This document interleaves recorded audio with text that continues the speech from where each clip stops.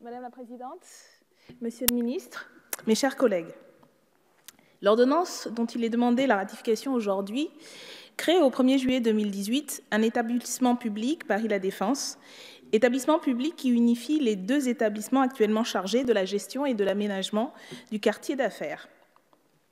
Cette ordonnance nous pose deux problèmes principaux. Le premier concerne la philosophie générale à l'implantation même, l'existence même de ce quartier. Quel est en effet, selon nous, et nous devrions nous poser la question pour la France, qu'un tel quartier, tel que celui de la Défense, existe? Cela ressort de la documentation annexée au projet de loi, tout comme les échanges qui se sont tenus au Sénat. La Défense est un quartier d'affaires où les grandes multinationales de différents secteurs d'activité se côtoient dans une synergie qui nous semble problématique puisqu'elle aide au mélange des genres. Pour celles et ceux qui ont eu l'occasion de s'y rendre, ce quartier est littéralement un quartier hors sol, surélevé, puisqu'il s'agit d'un parvis.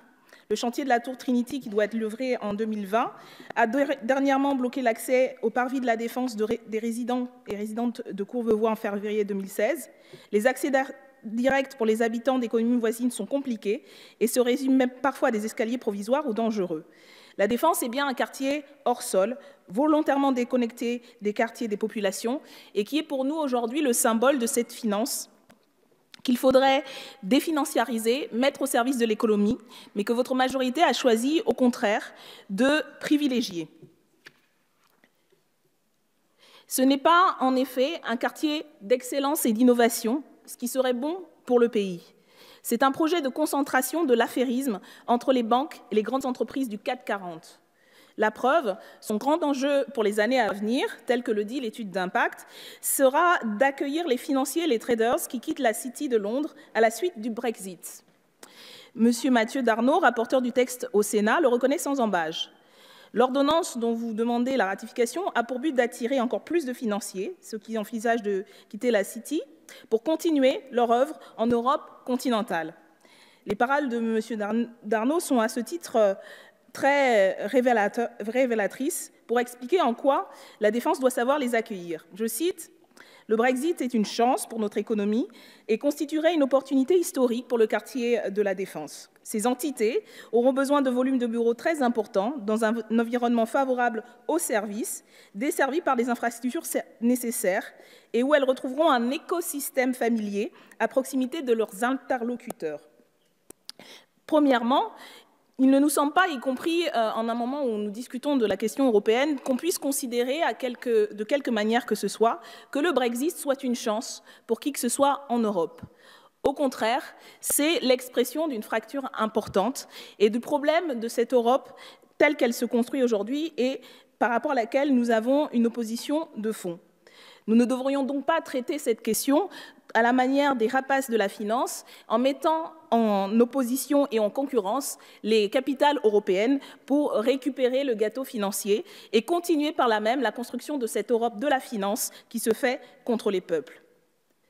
Par ailleurs, à l'époque des Paradise Papers, il nous semble pour le moins incongru, pour une majorité y compris qui se prévaut de mener une action, au moins en parole, contre toutes les activités financières menées en termes d'optimisation fiscale, en termes d'évasion fiscale, de se prévaloir d'être aujourd'hui un pôle d'attractivité pour toutes les opérations financières dénoncées par les journalistes, notamment de Cash Investigation, mais ça fait un certain nombre d'années que de Panama Papers au LuxLeaks, nous savons où et comment ces réseaux financiers participent à prendre l'argent de l'État et à évader les impôts.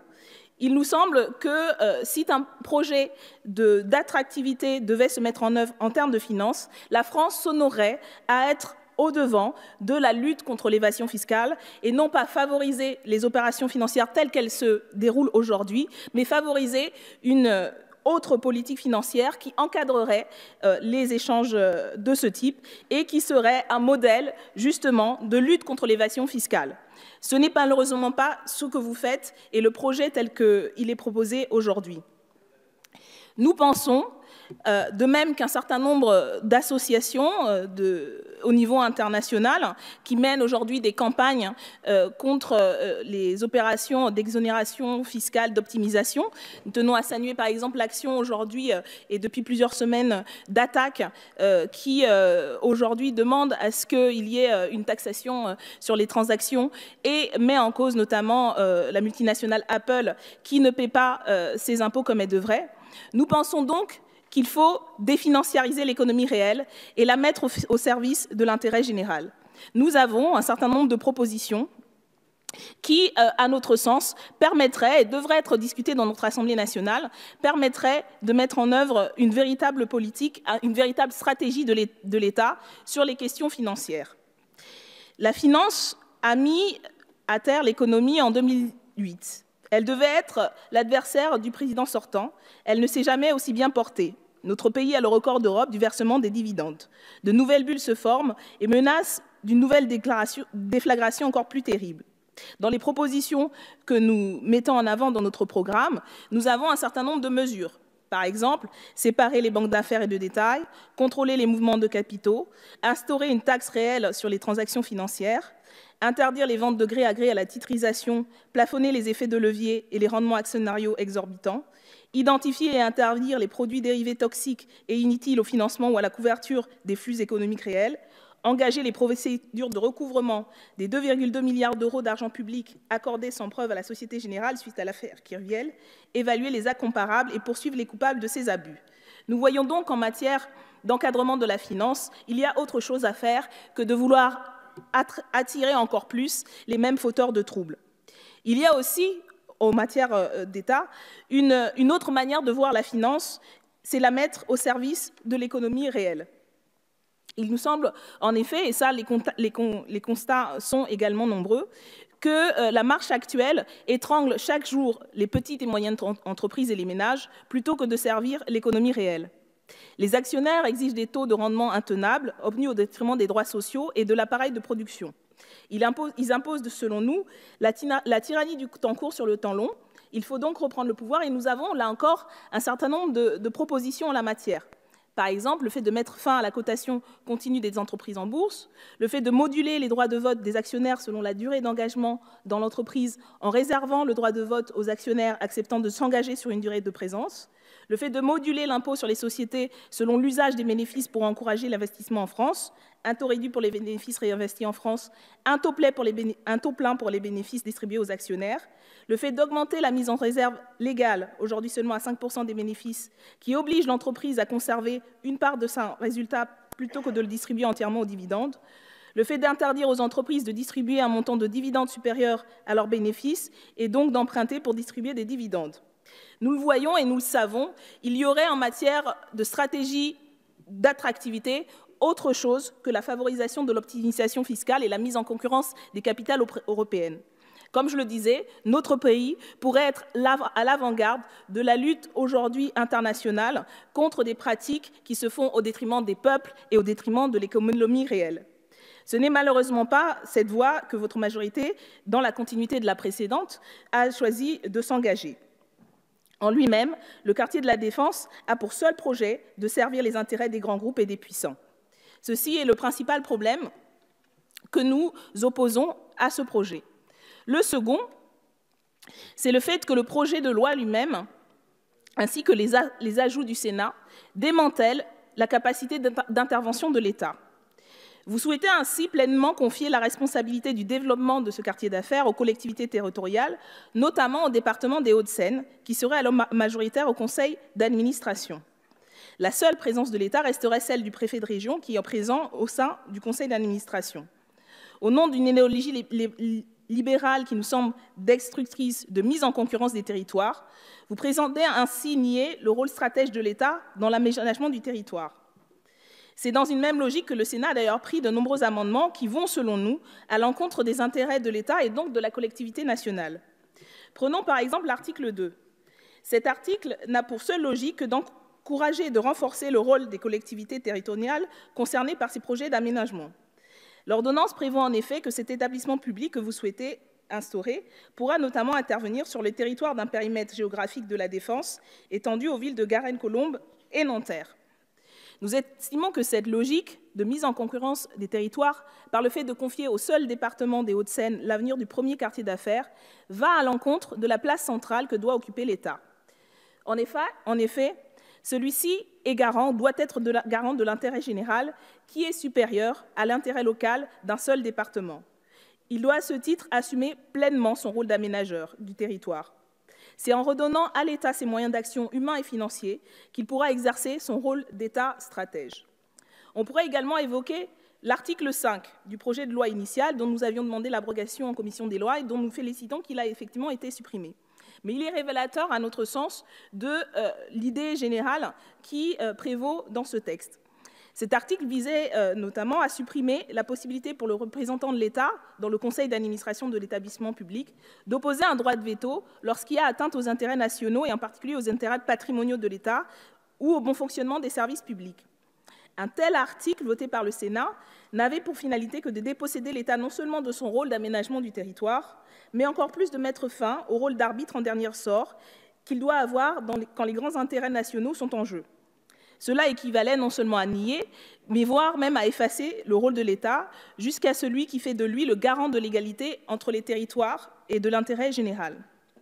Reste encore l'article 7, qui prévoit le transfert en pleine propriété des parcs de stationnement figurant dans le patrimoine de l'EPADESA. Il équivaut donc à un transfert gratuit des parcs de stationnement de l'État aux Hauts-de-Seine, puisque ce département serait majoritaire au conseil d'administration. Qu'est-ce qui justifie donc que soit accepté un tel cadeau pour ce département? Sur ce point, nous rejoignons le gouvernement, puisqu'il ressort des échanges au Sénat que ce dernier considère qu'il n'existe pas de motif d'intérêt général justifiant un transfert à titre gratuit des espaces de stationnement. Nous espérons que le gouvernement saura donc faire preuve d'un même souci pour les deniers publics et d'un même souci pour l'intérêt général en renonçant à développer ce qu'il l'entend actuellement, tel qu'il l'entend actuellement, ce quartier des finances et de l'affairisme. Enfin, notons que nous ne sommes pas d'ailleurs les seuls à questionner l'entreprise générale que propose cette ordonnance. En effet, dans un article paru dans Le Monde du 14 novembre, intitulé « La défense, la Cour des comptes fustige le retrait de l'État », il était question justement d'un rapport provisoire de la Cour des comptes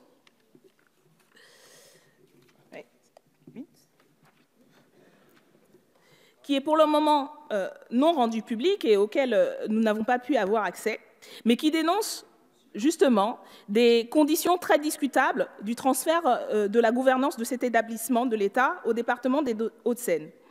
Il évoque même des comptes non sincères et le fait que le futur établissement serait fragile sur le plan juridique.